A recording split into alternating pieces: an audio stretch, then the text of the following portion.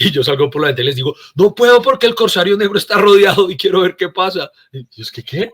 Mi papá y yo no fuimos de compartir muchas cosas realmente. Ninguno de ellos quiso hacerse cargo y contaron con la buena fortuna de que mi abuelita estaba dispuesta a hacerlo. Mi abuelita desempeñó tan bien ese rol, ese papel, que como que nunca sentí ese vacío, esa carencia. Yo sin barba sí definitivamente, qué tristeza doy. Buenas, buenas para todos y todas. Gracias por estar una vez más en este canal. Gracias por preferirnos, gracias por seguirse suscribiendo. Hoy estamos en lo que no sabías de otro tipo de espacios que no son las noticias de todos los días, sino que en este espacio pues sabemos algo más de aquellos personajes de la vida nacional. Por acá han pasado comediantes, han pasado actores, han pasado personas bueno, políticos incluso, pero no hablando de política, sino hablando de sus vidas. Y hoy tenemos a un personaje muy querido, sobre todo muy admirado por mucha gente, que nos ha hecho reír hace muchos años a través de la pantalla, a través de sus stand-up comedies, a través de sus shows. Él es joven, muy joven, 1980, ya harán las cuentas ustedes, nació en Dos Quebradas, en Risaralda, y bueno, tiene una historia bien linda que contarnos hoy. Él se llama Jorge Iván Marín Gómez, más conocido como Iván Marín. Buenas. Bueno, muchas gracias por lo de joven. Ya últimamente no me siento tanto, pero bueno. Y no, gracias a ti por la invitación. Aquí estamos para ver. Ay, Dios mío, ya tengo miedo. ¿Con qué vas a salir acá? Imagínate, con cosas que nadie sabe, nadie, que usted no ha contado. ¿Será que nadie? Yo he contado tantas vainas que vamos a ver. Vamos a ver qué tan buena soy. Bueno, mi querido, lo primero que quiero preguntarle es ¿en dónde está en este momento y qué es esa cantidad de libros que hay atrás? Bueno, estoy en la biblioteca, en el estudio de mi casa, y lo que pasa es que yo soy, ay, madre, hay un término para eso que descubrí recientemente. Soy enfermito por los libros, la verdad. Bueno, aquí ya pueden ver, vea, ya tengo, mi esposa vive molesta conmigo porque aquí, a este lado, pueden ver que ya están arrumados unos sobre otros porque las estanterías ya se ocuparon y ya no sé qué hacer, ya no sé dónde meterlos, ella está toda brava conmigo, pero ella, mira que previo a la pandemia, no mentiras, fue en época de pandemia precisamente, ella me hizo realizar un ejercicio de choque de salir de muchos de mis libros. Me decía, no, es que ya tienes demasiados, haz una selección de los que ya sabes que no volverías a leer o por X o Y motivo ya no piensas leer o algo. Y entonces fue un ejercicio de desapego jodido en ese momento de escoger cuáles, y entonces regalé a mis amigos y cosas así, pero fue duro. Y igual después ya volví a recuperar todos los que había perdido, creo yo, y ya en este punto la verdad no creo que sea capaz de volver a hacer ese ejercicio. Estuvo bien una vez, no más. Sí, ya basta. ¿Qué lee? ¿Qué le gusta leer?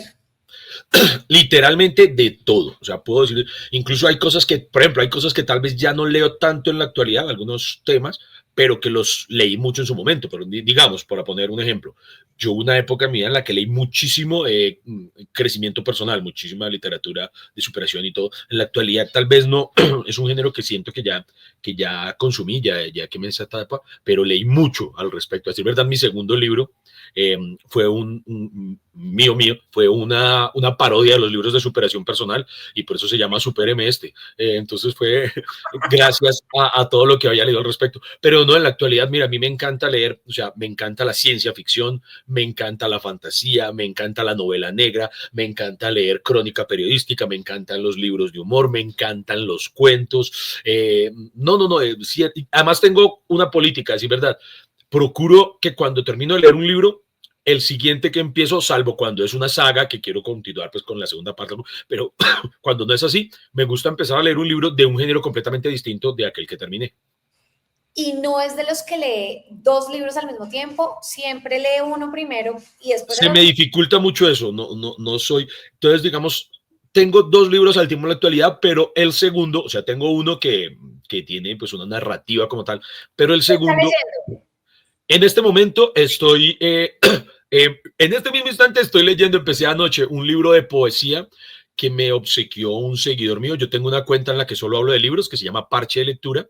Entonces ahí hablo solo de libros, o sea, nada que ver con mi faceta humorística. Entonces hay autores que se han autopublicado que me han buscado y me obsequian sus libros para que los lea. Entonces, por ejemplo, ayer en un viaje en el que me encontraba, quería tener una lectura ligera, entonces me llevé un libro de poesía que me obsequió un chico paisa que se llama Andrés Quirós y es un libro que se llama Converso con versos. Entonces ese fue el que empecé a leer anoche, porque cuando le empecé a leer poesía y antes de eso acababa de leer una novela de fantasía que está súper popular en la actualidad, que se llama Alas de Sangre, de Rebeca Yarros. Entonces leí la primera parte y ahorita termino esta de poesía y arranco con Alas de Hierro, que es la segunda parte de esa. ¿Y le gusta leer en las mañanas, en las noches? ¿Tiene un hábito? No, un hábito como tal. Bueno, tal vez el hábito que sí podría decir que tengo con respecto a la lectura es leer en los aviones. Durante los vuelos largos aprovecho y allí es donde más suelo leer en la actualidad, porque así el tiempo me lo permite, pero no tengo una predilección. Hay ocasiones en las que hay domingos en la mañana en los que me caliento un tinto y me pongo ahí en el balcón a leer. Hay noches en las que me leo un capitulito antes de acostarme. Entonces no tengo una predilección. Tal vez la única medio constante es lo de los vuelos. Buenas. Paso por acá para darles una pausa y decirles que se suscriban rápidamente acá. Clic, suscríbanse. Bye. ¿Hace cuánto lee usted? Yo empecé muy niño. Mira que eso sí es algo que tuve súper distinto y particular con relación a los niños de mi edad en ese entonces, porque yo le heredé a mi papá es un lector consumado, le heredé eso. Y siempre tuve como el reflejo de él en casa. Entonces yo empecé a leer desde muy temprana edad, desde niño, empecé a escribir incluso poemitas chiquitos y me gustaba leer cosas. Mi papá coleccionaba muchas revistas, coleccionaba selecciones, muy interesante, National Geographic, Geomundo. Entonces leía yo muchas cosas de esas. Incluso hubo una ocasión en la que estando yo en sexto de bachillerato, en primero de bachillerato, en sexto, sí, en primero, la profesora puso de tarea que leyéramos en las vacaciones un libro cualquiera, que cada quien podía elegirlo, y el trabajo era, una vez terminadas las vacaciones, uno iba a exponerlo frente a los compañeros. Muchos, la gran mayoría, se decantó por ejemplo, Relato de un náufrago de García Márquez, que es muy corto, o Crónica de una muerte anunciada, que es corto, o el que más leyeron, recuerdo, uno que se llamaba Zorro de Jairo Aníbal Niño. Entonces, que era literatura fácil de consumir para nosotros en esa época. Y yo fui el único que leyó, porque varios de ellos leían eso. Entonces, digamos, si entre 4 leían Crónica de una muerte anunciada, la exponían los 4, así. Pero yo fui el único que leyó un libro solo que era de crónicas, que se llamaba Grandes Errores del Mundo, de Nigel Bundel. Y entonces cuando yo me paro a decir cuál es el libro que voy a exponer, ni la profesora sabía cuál era y me decía, ¿qué es eso? Y ella miraba en sus apuntes y todo. Y entonces ahí me empecé a dar cuenta y dije, hijo madre, yo soy como distinto. ¿Y siempre fue ñoño? Sí, mira, siempre fui ñoñísimo, pero mira que yo no sé, yo digo que soy un ñoño superado, porque yo siempre he sido muy ñoño, pero no me he quedado, y no lo digo necesariamente para bien o para jactarme de ello, pero en la realidad no soy el cliché del ñoño, porque muchos de mis amigos ñoños, como se la monta mi esposa, que dice, es que esos amigos ñoños tuyos huelen a paja, que porque como que nunca quemaron cierta etapa, ciertas conductas en las que como que no socializan con mujeres, no sé, no se independizan de los padres. Raros. Sí, entonces yo siempre fui ñoño, pero por ejemplo, en esa época yo leía mucho, pero también era un consumado deportista. En ese entonces jugaba muchísimo fútbol, porque soñaba con ser futbolista. Y entonces como que tenía equilibradas ambas cosas. Entonces, por ejemplo, en una ocasión, sí fue gracioso, yo estaba leyendo, lo tengo súper vivido, un libro de Emilio Salgari, que es uno de mis autores favoritos de novela de aventura, se llama El Corsario Negro. Y entonces yo estaba en un pasaje súper emocionante, es un libro muy chévere, muy emocionante. Y ese día íbamos a jugar fútbol, llegan mis compañeros y me timbran a la casa, vamos, y yo salgo por la ventana y les digo, no puedo porque el Corsario Negro está rodeado y quiero ver qué pasa. Y yo, ¿es que qué? Entonces digo, esperen, acabo este capítulo y les caigo. Y ellos no entendían, pero entonces siempre procuré, no sé, hacer ambas cosas. Ya. ¿Se ha decepcionado de libros que usted Sí, diga? uy, sí. Sí, claro, sí, muchas veces, sí, sí, también pasa. Incluso en la actualidad ya me costó aprender a hacerlo, pero como cada vez, entre más viejo uno es, aprende a valorar más su tiempo. eh, Aprendí a hacer algo que antes me costaba. Yo antes empezaba un libro y me obligaba a mí mismo a terminarlo sí o sí, como que era una especie de toque, de tener que terminar el libro así fuera malo. Sí, así Pero fuera no, mal. Sí. sí, sí, era como que sentía que no podía dejar algo iniciado, pero ya en la actualidad precisamente aprendí a que sí, no tengo por qué terminar un libro malo, que no, o no, o puede que no necesariamente sea malo, que no es para mí, que no lo estoy disfrutando, que no estoy conectado con él. Entonces, ya en la actualidad prefiero precisamente parar y más bien darle paso a otro libro que sé que voy a poder disfrutar más. Entonces, sí, sí, sí, sí, ha habido libros que no son de mi entera satisfacción. Yo le voy a hacer una pregunta que a mí me molesta que me hagan, pero se la voy a hacer. Y es como cuando uno le pregunta qué es como algo favorito, ¿no? Que uno dice, pero ¿por qué? Si tengo muchos, a mí me cuesta. No sé si usted tiene un libro favorito o Mira, un género favorito o... mira que a mí no me cuesta por una razón, y es que precisamente siempre previendo que me pregunten eso, ya tengo claro qué es. Yo me he hecho a mí el autoanálisis porque lo admito, yo pregunto también, yo soy de los que preguntan a la gente, ¿cuál es tu película favorita? Y lo admito, me irrita cuando no saben. No, es que hay tantas y yo, pues, hay muchas, yo sé, yo amo 1000 películas, pero si me preguntas cuál es yo te tengo una y yo te tengo, y, y tengo una base para poder responder eso con total convicción. Y es que muchas personas dicen, bueno, pero es que como entre tantos tan buenos, ¿cómo elegir? A título personal, no lo elijo solo porque sea muy bueno, porque obviamente pues, si lo elijo, considero yo que es muy bueno, sino porque significó algo trascendental en mi vida que hace que ocupe un lugar especial. Ok. Entonces, por ejemplo, si tú me preguntaras un libro que me marcó, el que te acabo de contar, El Corsario Negro. Si tú me tuvieras que decir El Corsario Negro, por todo lo que evoca, lo que fue para mí en mi adolescencia, en ese momento yo tenía como unos 13 años cuando lo leí, entonces yo creo que ese libro fue el que realmente me convirtió en un adicto a la lectura. Antes yo leía, pero yo creo que a partir del Corsario Negro me volví un devorador de libros, entonces yo creo que eso lo hace ser muy especial para mí y por eso lo tengo en ese sitial. Pero si ustedes me preguntan, si hay 1000 novelas que amo, que me fascinan, que incluso puede que sean mejor escritas en otro sentido, pero El Corsario Negro marcó mi vida y eso hace que sea mi libro favorito. ¿Y el peor? A ver, uy, no te voy a decir el autor porque lo conozco y me da pena, pero es una supuesta novela, un thriller, eso le llaman un thriller punk, porque todo ocurre así en lo sórdido de la ciudad capital, está ambientado en Bogotá. No me gusta cagarme en nadie, y además conozco a la persona en cuestión, entonces, a decir verdad, ese es uno de esos perfectos ejemplos que te doy de libros que yo terminé aunque estaba odiando desde el primer capítulo, yo ya sabía que eso no iba para ningún lado. Yo dije, no, esta vaina está terrible. Y me obligué. Además, porque en ese momento yo trabajaba con el personaje, lo confieso, lo compré por solidaridad con él, para apoyarlo.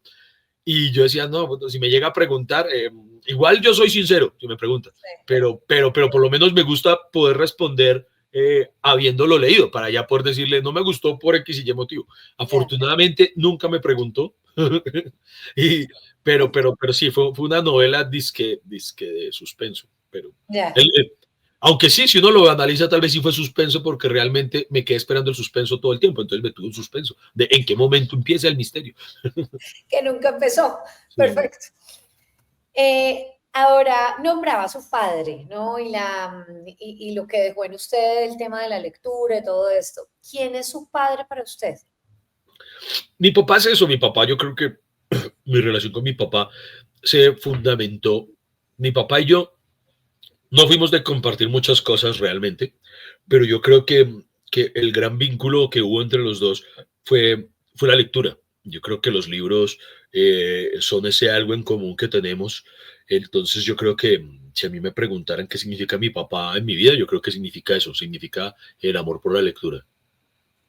Dentro de su hogar, y vámonos a su hogar, porque usted ha hablado un montón en entrevistas de cómo fue su niñez, etcétera, pero quisiera que lo trajéramos acá a colación. ¿Qué papel jugó su padre en su núcleo familiar? Uy, no, la verdad, ahí sí, qué embarrada. Pero no mucho, la verdad, porque es que mi papá, lastimosamente por circunstancias de la vida, él no fue un padre presente realmente en los primeros años de mi vida. A mí quien me crió fue mi abuelita. Y después, cuando yo empiezo a ir con mi papá, fue mucho más adelante, ya en mi adolescencia, y, y era curioso porque vivíamos bajo el mismo techo, pero no es que compartiéramos así mucho, éramos como que cada quien por su lado.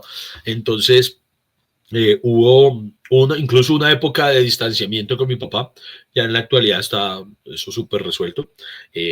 Pero sí, digamos que en el periodo fundamental de formación mío, más allá de lo que te cuento de la lectura, no, así no hubo mucho. Ah, bueno, mentiras, también acabo de recordar, también mi papá me enseñó a el gusto y una época en la que fui practicante de artes marciales y eso también se lo da a mi papá, que mi papá practicaba karate. Entonces, tal vez ese fue el otro. Me inculcó dos muy buenas cosas, por lo menos. Bueno, sí, muy bien. Hablemos de su mamá. ¿Por qué lo crió su abuela?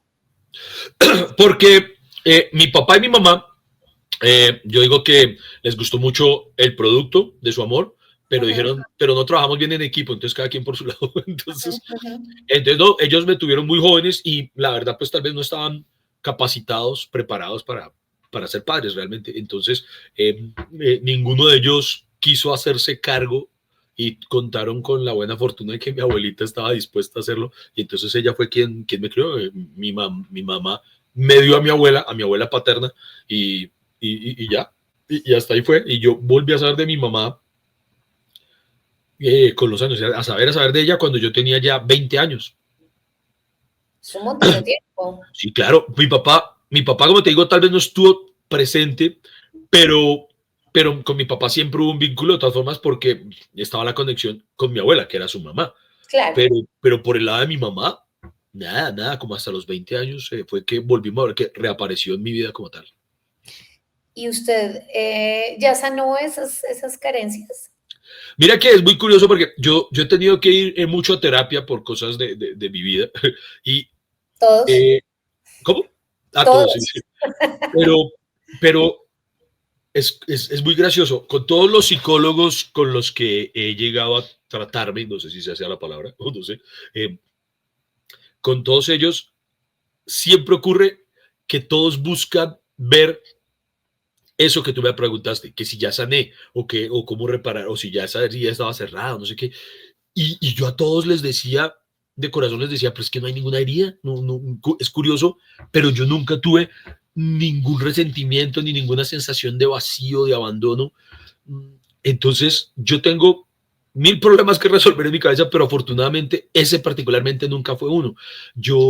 Y todos como que al principio no me lo creen y siempre dicen que lo mío es más negación.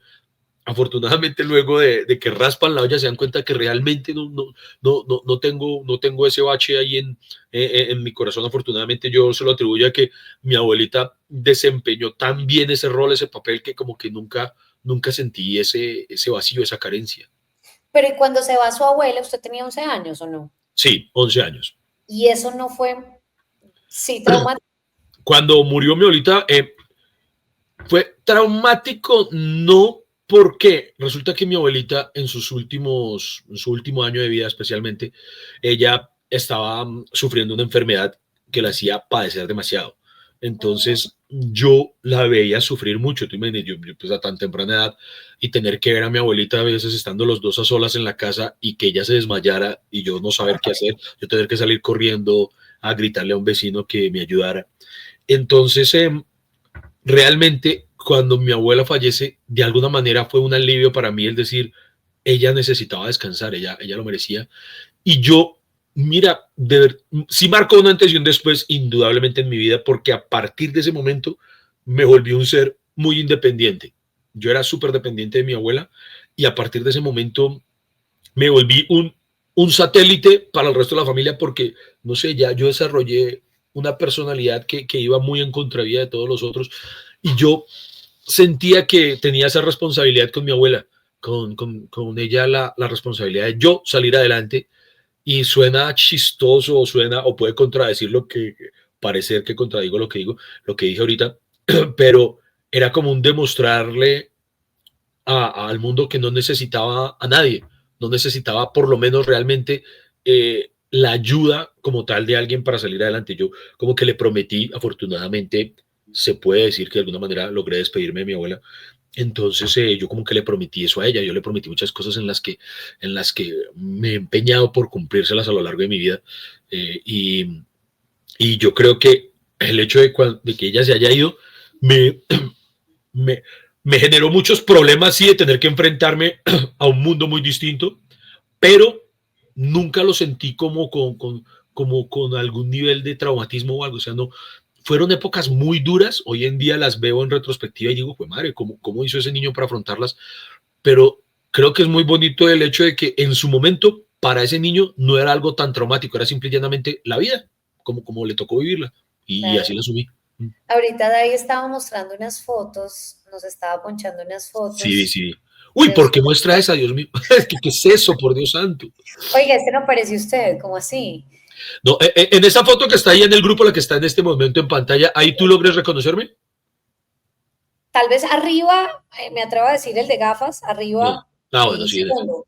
Sí, sí, en efecto. Eso soy yo con un grupo de amigos del barrio, mis ¿Qué amigos del barrio. barrio? En ese momento era el barrio La Estrada en Bogotá. Ok. En el En ese barrio. momento ya había llegado a Bogotá. Sí, exacto, sí, sí. Ya, ya. ¿A cuántos años llegó? No, llegué muy temprana edad, como a los 8 años. O sea, ahí Eh, ya en esta foto ya estaba en Bogotá. en esta creo que sí, sí. Bueno, no mentiras, no estoy seguro. En esa no estoy seguro. Creo que sí. Porque sí, ya me acordé. Sí, porque mi abuelita en Pereira era demasiado sobreprotectora Mm, y yo no fui a lo que van hoy en día los niños, que es párvulos, pre-kinder, no sé qué sí, tal cosa, que, transición. sí, que llegan a primero más preparados que un berraco, no. Entonces, yo solamente alcancé a tener un año, creo que de jardín escolar, y entonces creo que fue ahí. Entonces, Mírenlo, qué sí, sí. belleza. Vea, y siempre fue extrovertido, siempre, no sé, fue suelto como es hoy. Mira que es muy curioso, en el colegio sí lo era, y en el barrio yo era el chistosito del grupo y todas esas cosas, pero al interior de la familia no. En la familia yo era muy ensimismado, muy parco, y por eso a ellos recuerdo que a todos los tomó por sorpresa cuando yo manifesté mi inquietud por empezar a dedicarme al mundo del entretenimiento, llamémoslo así de manera global. Entonces, como que no la creían, este man, si apenas musita una palabra, como va.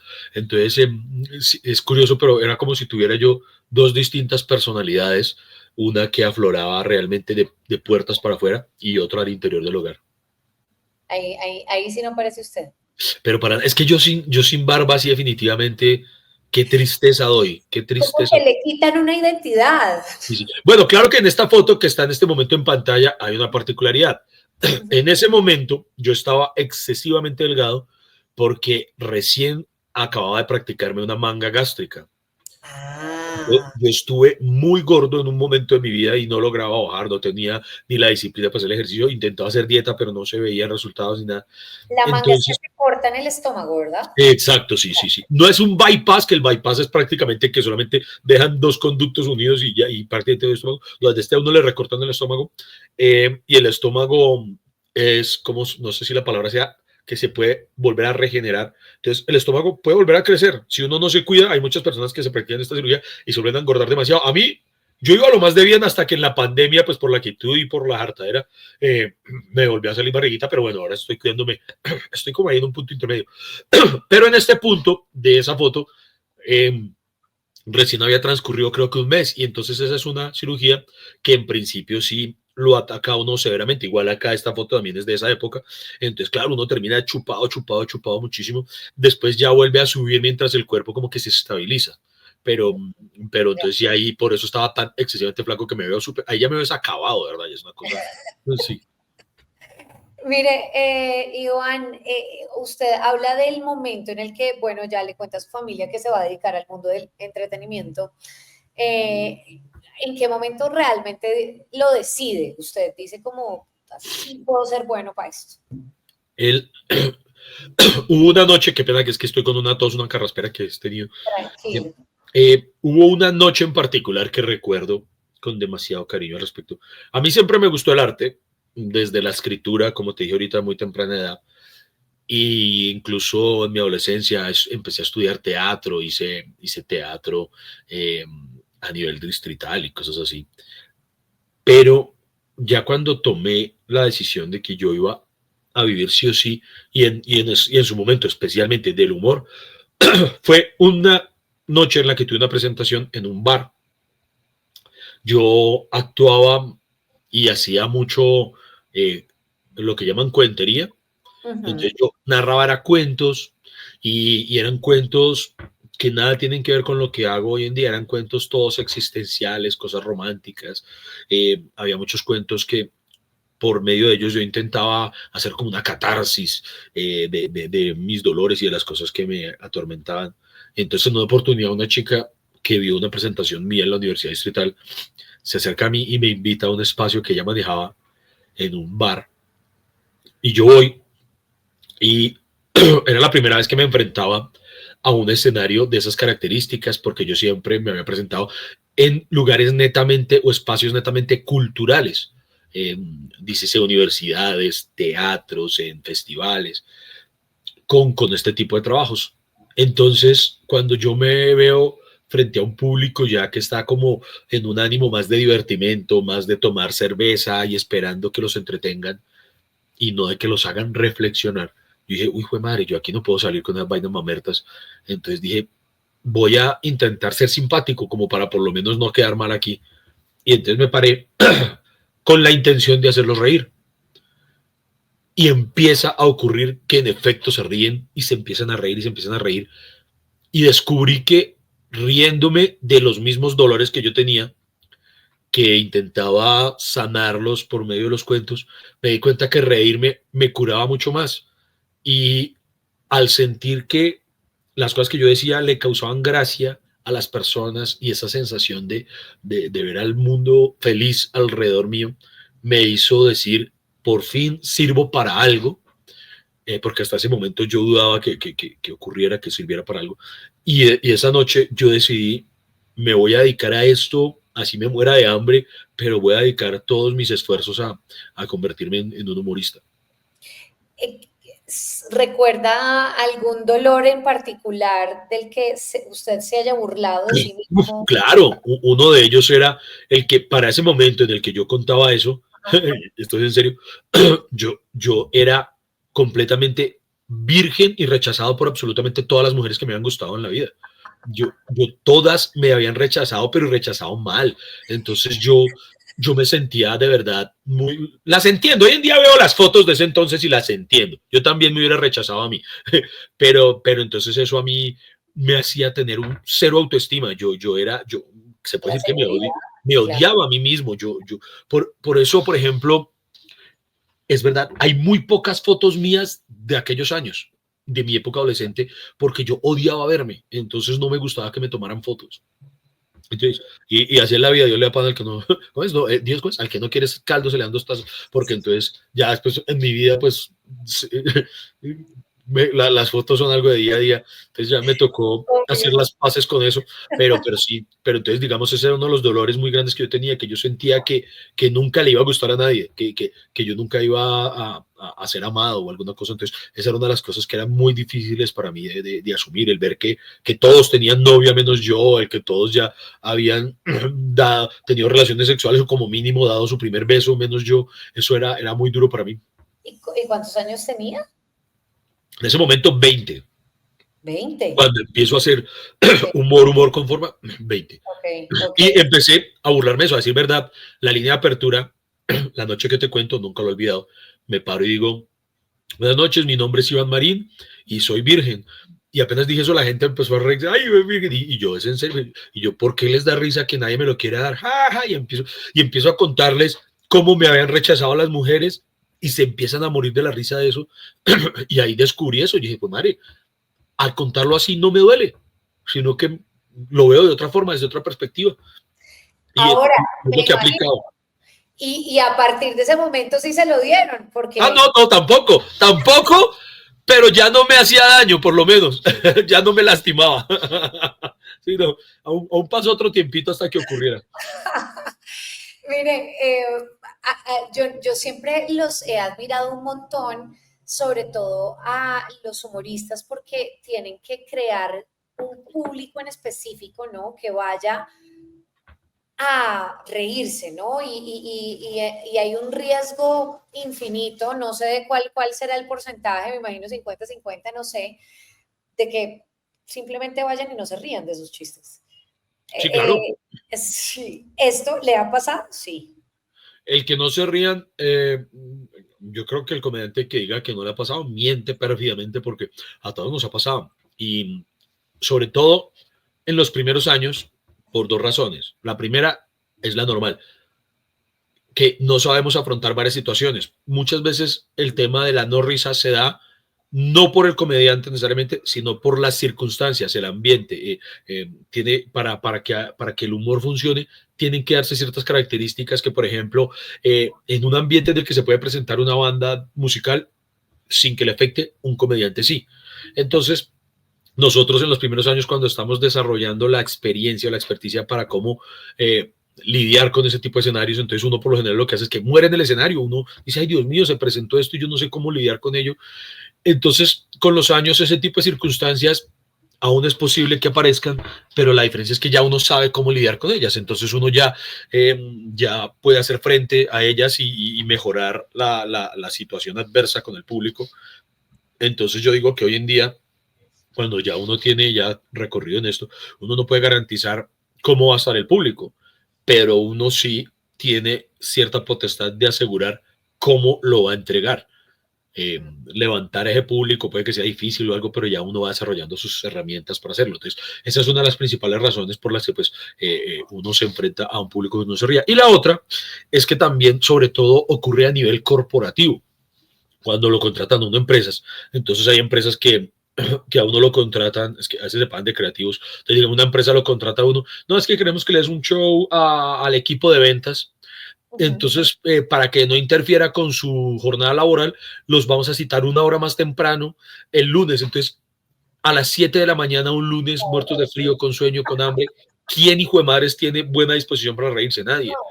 Entonces, esas son las circunstancias en las que a uno le toca ver cómo ríe.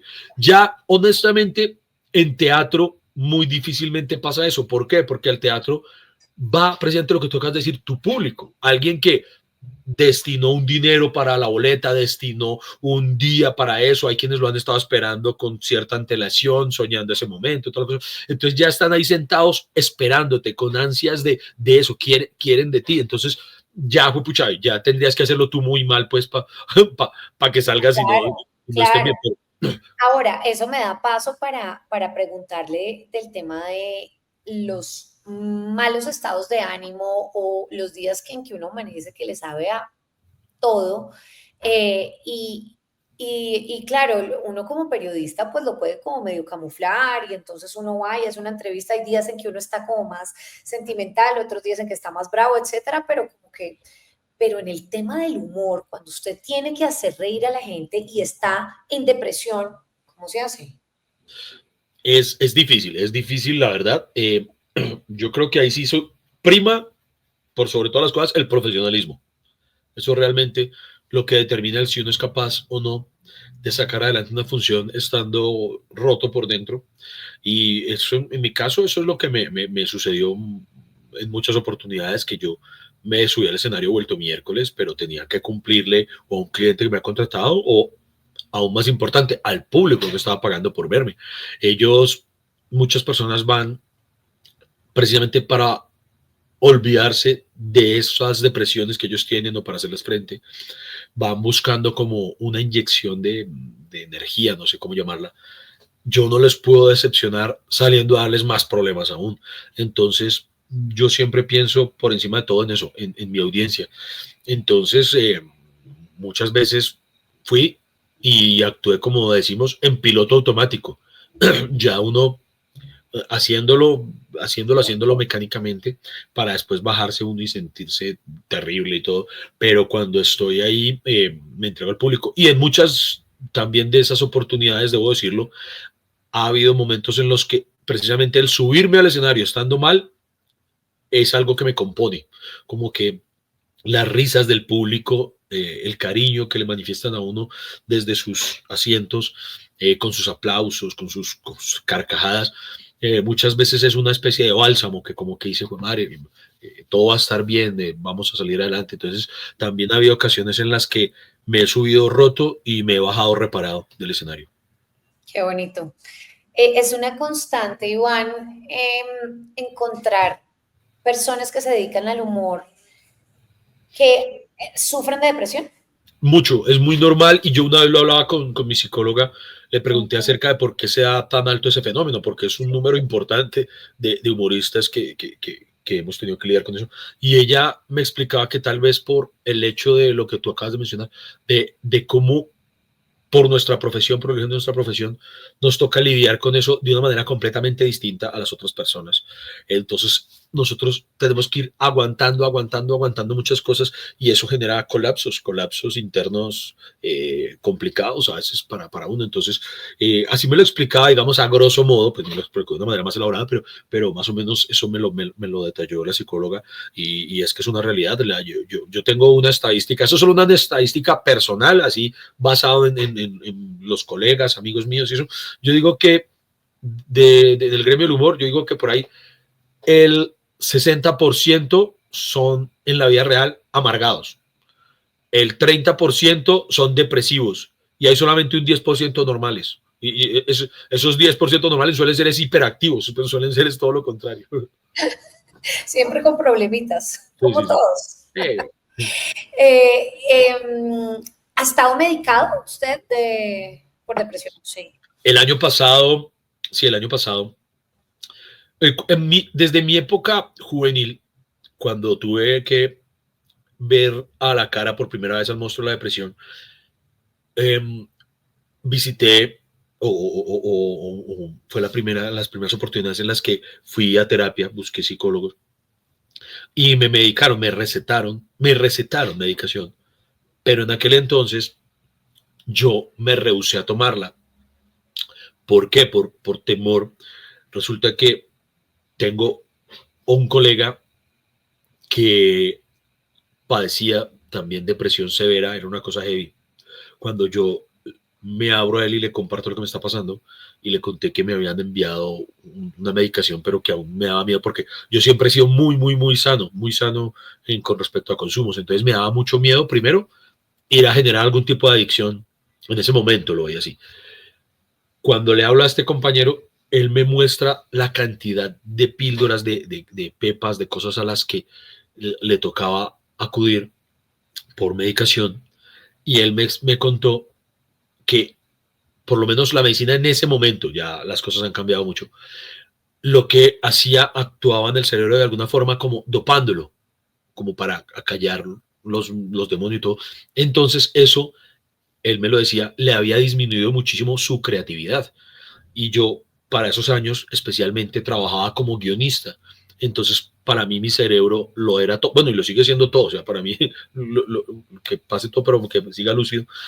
Entonces yo veía el enfrentarme a Jomare, sigo enfrentando esto con todo y lo doloroso que es, o me ahorro el dolor, pero me expongo a perder el don que tengo y precisamente el don que me ha hecho valorarme a mí mismo, que es el de la creatividad. Entonces no era capaz de renunciar a ello. Entonces en ese momento yo me negué a aceptar la medicación.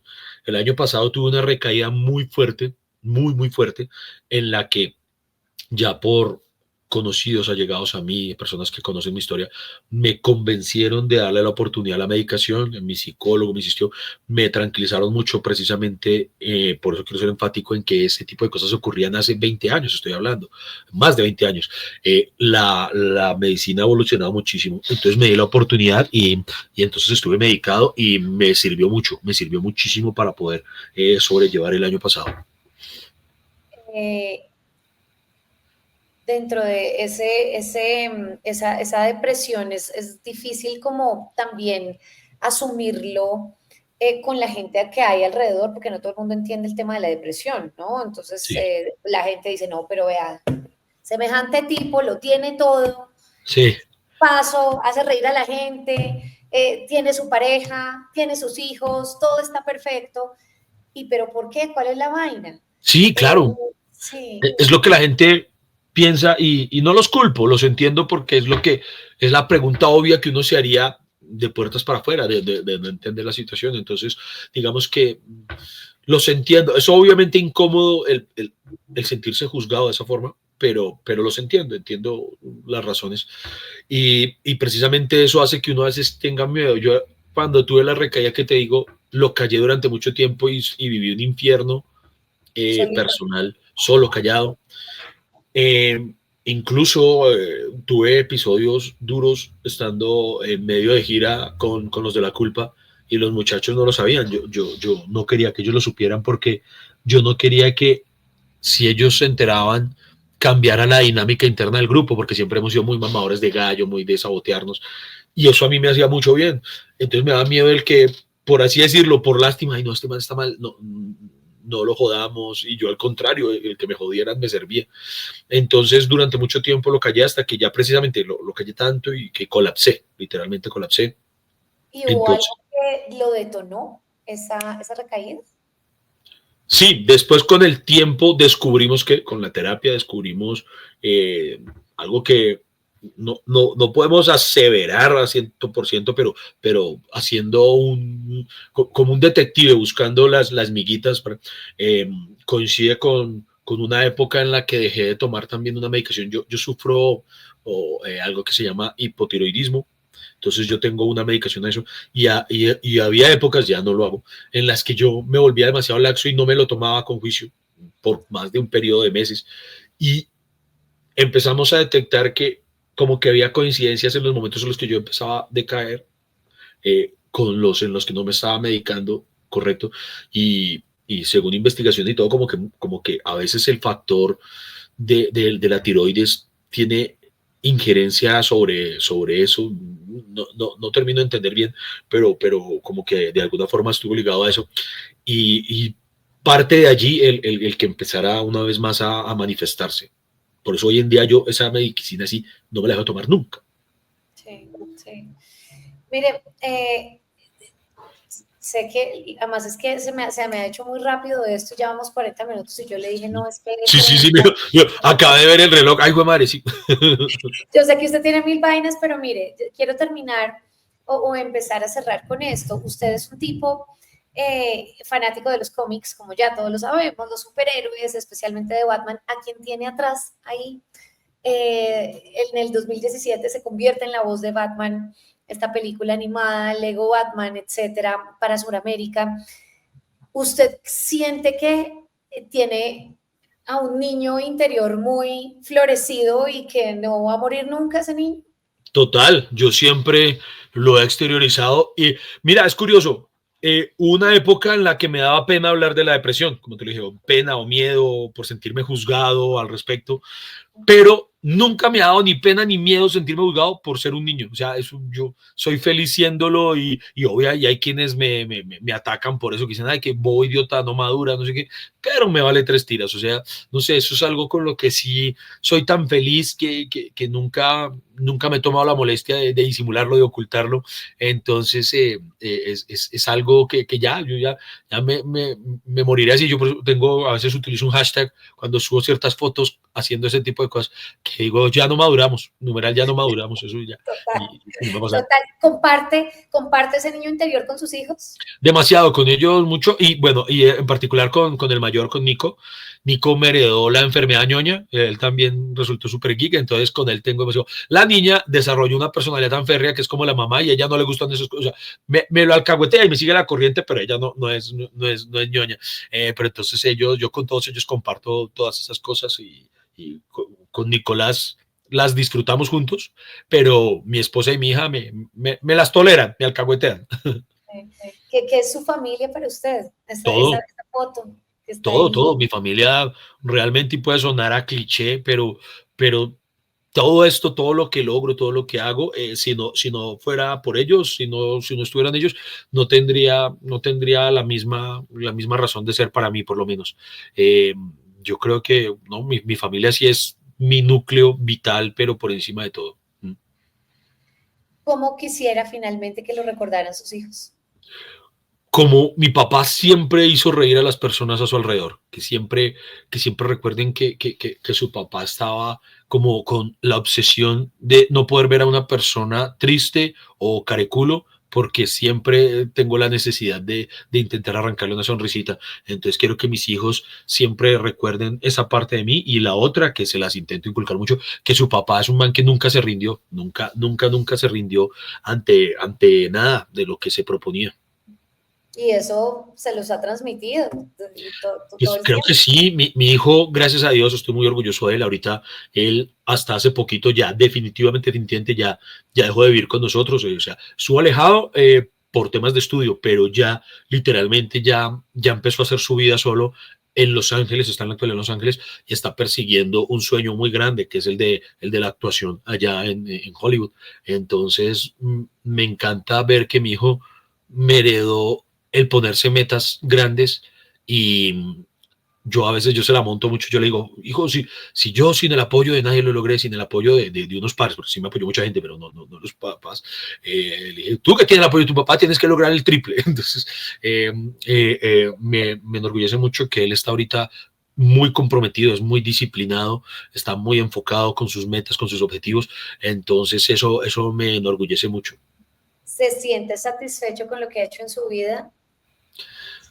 Yo no me siento satisfecho porque hay más cosas que quiero hacer, pero sí me siento muy agradecido. O sea, hay muchas cosas que aún me falta por hacer que espero y le pido a Dios tener la oportunidad de hacerlas. Entonces, por eso no puedo decir que me siento satisfecho porque sería decir, ah, ya con lo que hice estoy, pero no, aún hay cosas que me faltan por Como hacer, pero que sí, sí estoy, una por cosa ejemplo, que le falta.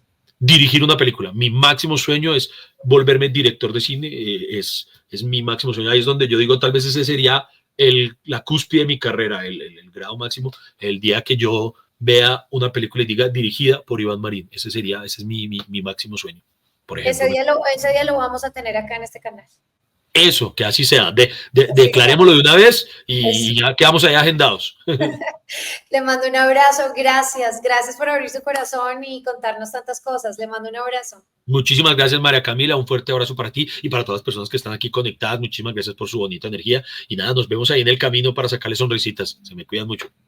Lo seguimos. ¡Mua! Chao, gracias. Gracias a toda la gente que se conectó.